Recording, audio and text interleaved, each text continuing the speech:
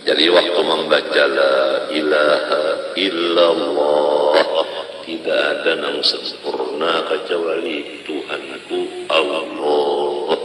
Kemudian Allah, Tuhanku sempurna. Kemudian sidin yang sempurna. Nah, lamun nang kaya itu, insya Allah hati kita itu sehari-sehari bertambah himung, bertambah senang, bertambah lapang, bertambah gembira. Dengan adanya hati senang, hati gembira, maka badan kita sehat. Dan orang melihat kita awet muda. Kenapa Jasin itu aja sasar sehari bina sasar bemanis serupa.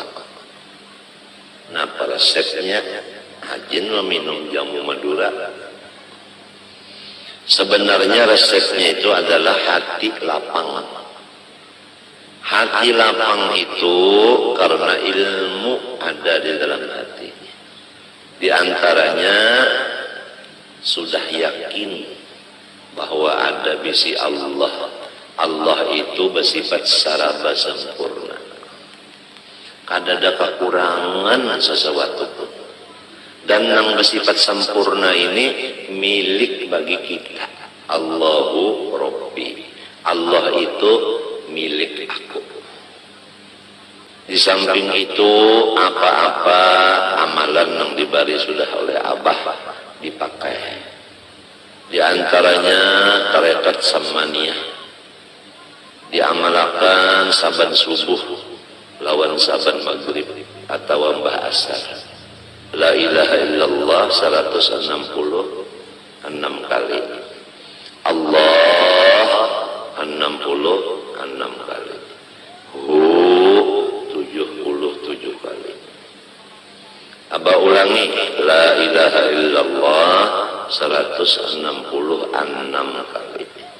Allah 66 kali. Hu 77 kali. Kemudian membaca wasiat sidin 4 kali berturut-turut. Allahumma ufir li ummati Sayyidina Muhammad. Allahumma arham ummata Sayyidina Muhammad. Allahumma astur ummata Sayyidina Muhammad. Allahumma jibur ummata Sayyidina Muhammad.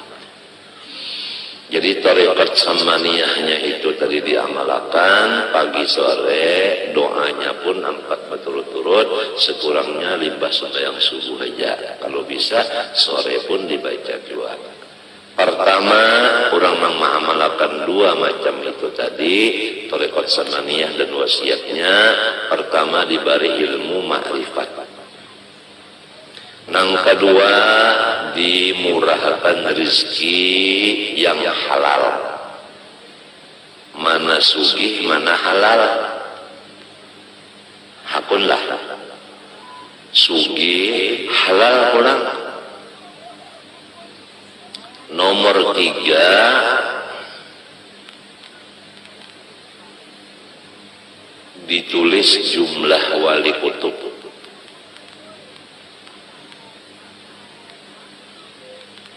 Jadi anak-anakku semuanya barilah waktu 5 subuh, 5 asar atau 5 subuh, 5 maghrib. Baca la ilaha illallah 166 kali. Allah 66 kali.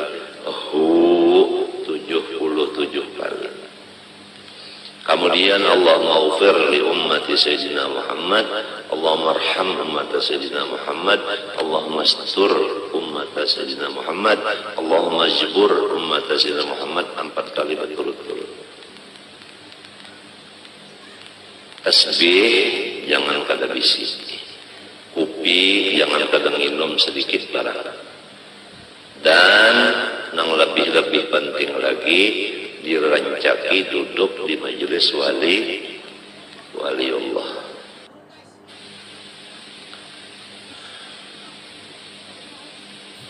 Nang jelas sudah Datuk Palampayan itu wali, itu jelas. Lalu kita ziarah ke sana, duduk. Duduknya aja berapa situ hitung memecah intal. Belum lagi kita memandang akan kuburan situ. Belum lagi kita membaca Yasin. Belum lagi kita membaca tahlil. Belum lagi kita membaca wasiat beliau. Setiap orang ziarah ke makam Kalampayan, Sidin minta kepada orang nang ziarah membacakan wasiat Sidin di dalam ziarah itu, yaitu belum lagi kita membaca wasiat beliau. Setiap orang ziarah ke makam Kalampayan, Sidin minta kepada orang nang ziarah membacakan wasiat Sidin di dalam ziarah itu, yaitu pertama membaca Qul huwallahu ahad 13 kali, sholawat Nabi 14 kali, Fatihah sekali, Qul a'udzu birabbil falaq sekali, Qul a'udzu birabbin nas sekali. Ini supaya anak-anakku semua nang ziarah ke Kalampayan jangan kada membaca wasiat Sidin itu. Ada aja tulisannya di muka kubur itu, ada wasiat Sidin itu, ada tulisannya. Pertama membaca Qul huwallahu ahad 13 kali. Sholawat macam-macam, sholawat sallallahu alaihi Muhammad ka Allahumma sholli ala Muhammad ka 14 kali. Yang ketiga surah Fatihah sekali. Yang keempat Qul a'udzu birabbil falaq sekali, Qul a'udzu birabbin nas sekali. Lain dari itu terserah nak baca Yasin, tabarak, batahlil. Hanya meminta kepada Allah, bertawassul, ya Allah ya Tuhan, ulun minta kepada Engkau dengan berkat Datuk Kalampayan supaya ulun balaki gulwijah. Astagfirullah, salah diralat. Masalah tuntung bacaan, ya Allah ya Tuhanku, ulun minta kepada sampian bertawassul dengan Datuk Kalampayan supaya ulun guru ijai dapat bini pulang. Nah itu bujur, kada salah kada. Amin. Nah tadudi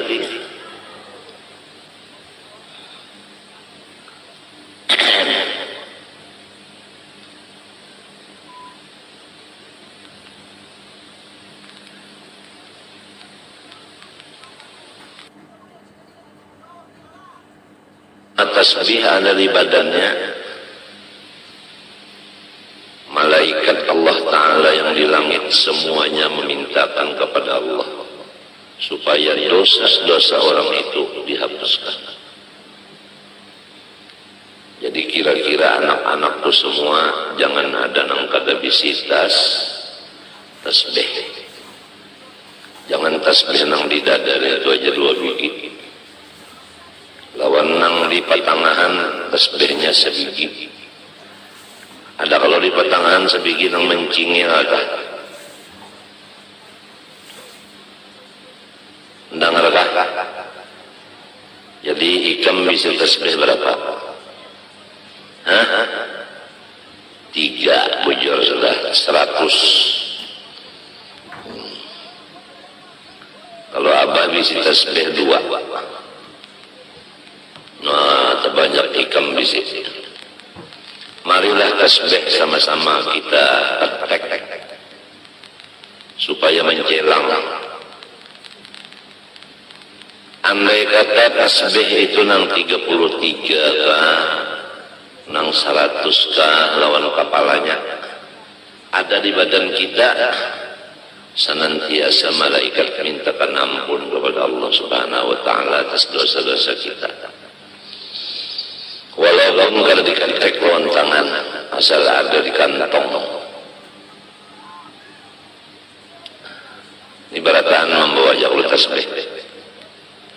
Sepalik. Lain nang 3 dari lain.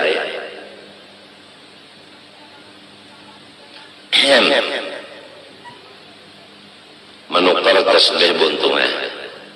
Nang murah-murah aja, jangan nang larang-larang. Asal ada bisi.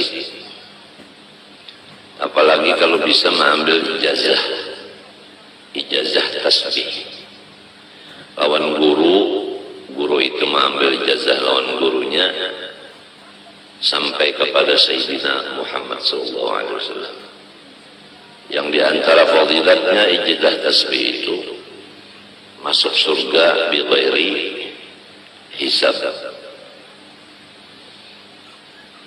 Limbah bangun dari kubur tengah dari dalam surganya aja. Kada tahu bapanas di padang mahsyar, kada tahu betiti siratal mustaqim, kada tahu betimbang, kada tahu berhisab.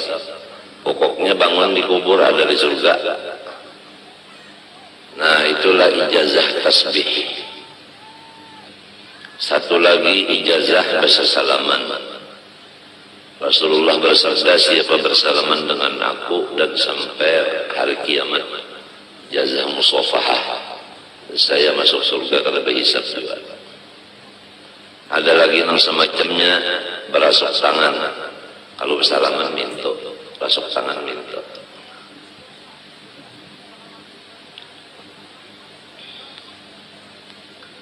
Ada lagi itu libasul khirqah. Guru itu memasangkan pakaian yang kesiden diandak di kepala, diandak di bahu. Nang bakas pakaian guru itu diandak. Atas tasbih nang pakaian guru diandak di tangan. Itu semuanya satu persatu daripada 5 perkara itu adalah tujuannya masuk surga bi ghairi hisab. Dan itu ada silsilahnya dari guru ke guru sampai kepada Rasulullah SAW. Yang kedua, minum kufi. Selama rasa atau bau kupi masih ada di rongga seseorang, maka malaikat semuanya mintakan kepada Allah supaya dosa orang itu diampuni oleh Allah Subhanahu wa taala. Jadi kepada anak-anakku yang udah mengambil ijazah bersalaman dan tasbih, hendaklah jangan kada menginum kopi sehari semalaman walau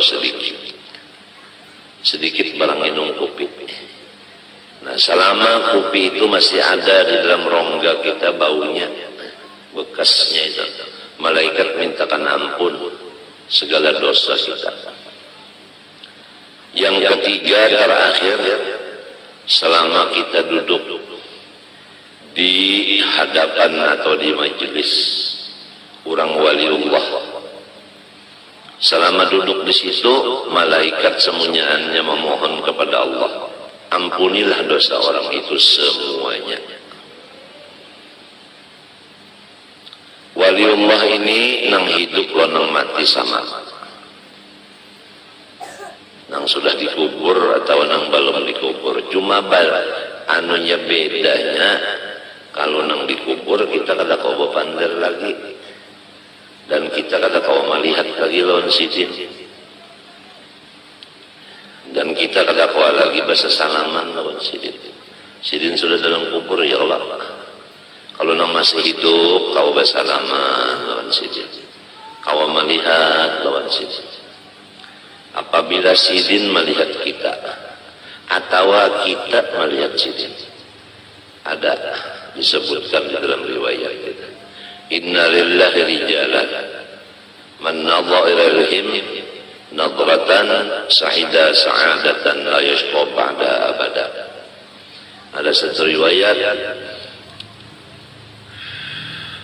man nadharu ilaihi nadratan sa'ida sa'adatan la yashqa ba'daha abada. Bahwasanya wali-wali Allah Ta'ala itu apabila melihat akan seseorang dengan mata beliau, orang yang dilihat beliau itu untung selama-lamanya. Atau beliau kada melihati, tapi kita nang melihat non beliau, nang ada cengang ya kita lawan sidin minten, maka si kita ini ditulis untung dunia akhirat. Lamun sidin melihat lawan kita, kita melihat lawan sidin, luar biasa. Nah, inilah hidup kita siang malam ini. Pertama, menuntut ilmu nang mengakibatkan kita ini sehari demi sehari bertambah untung. Jangan sehari-sehari bertambah rugi. Menggunakan mata, menggunakan muntung, menggunakan awak. Awak duduk di majelis waliullah, mata memandang waliullah, tangan bersalaman lawan waliullah, di awak ada tasbih. Sudah rancak kita mendengar apabila orang duduk di majelis waliullah, sama ada nang hidup maupun nang mati, duduknya itu sekadar memecah intalu sabiki, intalu mantah. Intalu mantah itu ambil sabiki, diketek lawan tangan pecah. Duduknya di majelis wali sekadar itu aja, satu mat mana. Maka pahalanya kita duduk satu mat itu lebih banyak daripada mulai keluar di parut beribadat siang malam non-stop sampai mati. Misalnya ada seseorang namanya Abdullah, dia duduk di majelis wali sekadar memecah intalu sedikit. Ada seseorang namanya Abdurrahman, mulai keluar di parut umat langsung beribadat siang dan malam, umurnya 100. Ada sengampihan beribadat 100 tahun mati. Maka Abdullah itulah yang paling sugih pahala daripada Abdurrahman tadi. Nah, itulah artinya cara orang mencari keuntungan hidup. Ma'andak akan burit duduk di majelis waliullah, sekadar memecah intalu sedikit. Kalau duduknya seperempat jam memecah intalu berapa biji? Coba bayangkan, kaliakan aja untung banget.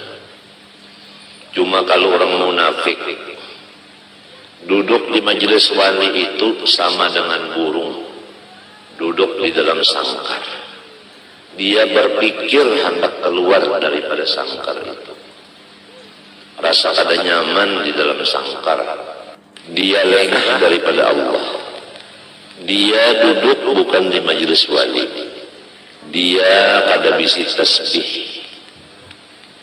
Dia membuang-buang waktu. Mata kada melihat kepada orang soleh.